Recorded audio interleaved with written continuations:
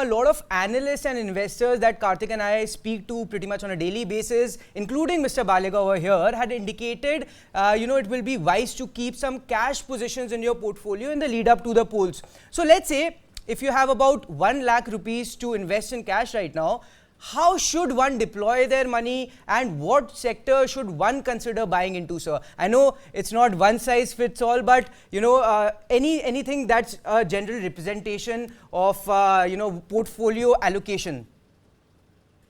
See, I think, of course, if somebody has kept some money as cash, liquid cash, to get into an election, I personally think that's not going to be more than 10% of one's wealth. The larger question is what to do with the 90. If your asset allocation in the 90 is not great, then this 1 lakh will not do the trick. India has only 3.2% of the total household savings in mutual fund, and in direct equity, individual holding is 3.2% out of the 800 lakh crores. So most people miss the larger picture. So firstly, if you're not going to be invested 60, 70, 80% in equity for your long-term monies over the next 5 years, I think you're being significantly pessimistic for a situation for a country like this. One. So point one, at least 70-80% of your money should be in equity. If it's already 80% in equity, then the 1 lakh again can go into equity as long as it's 5-year plus money. That's point one.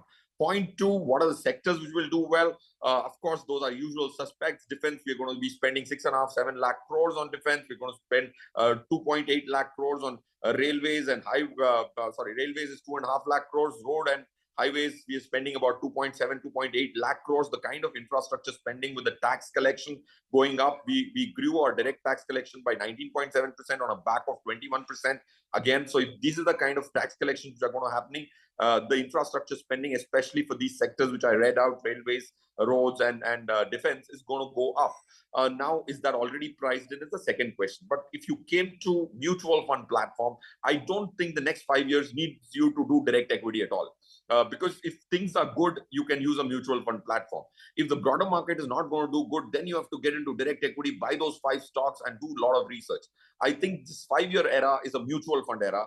Because direct equity does not, we have so many direct equity clients, they don't beat 20%. We compare them with Nifty on an alpha basis, which brokers don't. Most 92% of them underperform their the mutual fund peers. So point one, have 80% in equity. That's the first piece of recommendation. If you have money sitting outside to deploy it on Monday. Of course, the actual elections could throw up a different result, but I think as long as the government continues with 280, 300, whatever that number be, there could be a short-term blip if it's not as expected as 350, 370 as per the exit polls. But I am reasonably clear that the government will be formed, irrespective of whatever the total comes to.